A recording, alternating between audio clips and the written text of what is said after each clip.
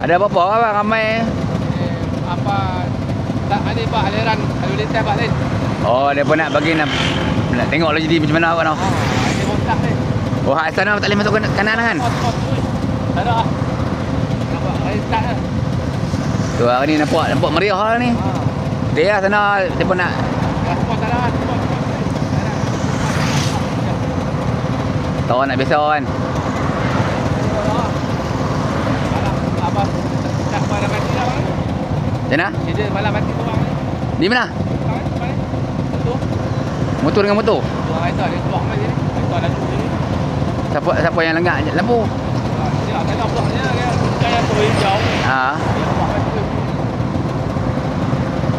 Kalau daripada ada dokumen nak kata. Mati awak mai.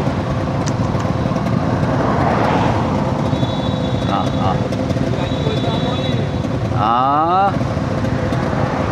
Tambah-tambah kalau ada liga lampu tu, kalau kira apa lah.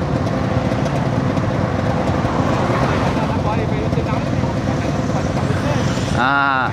Oh, ada ke sini. Awak dia tak masuk sana dah. Oh, dia U-turn. Kereta ni terus. Ish. Ah, okey, clear. Okey, sembang ya.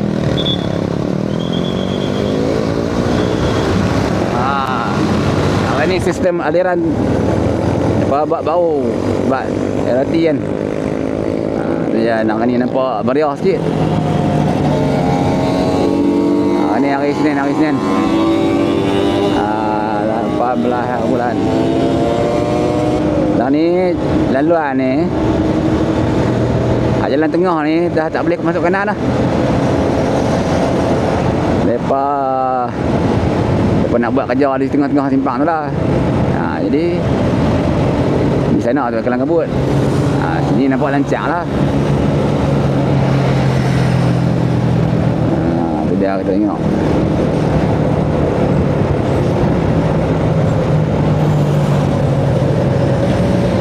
Okay lah semua yang nak lalu jalan ni duk biasa tengok. Ni dia tak boleh guna kanan dah tau. Jangan nak buat pasal lagi. Rancang perjalanan. Oh, dia U-turn di sini banyak. Tadi simpang kanan tak boleh masuk di sini. Ya, tak payah tunggu kat lampu isyarat. Yang nak Bukit Gedong tu lah. Tentulah saudara.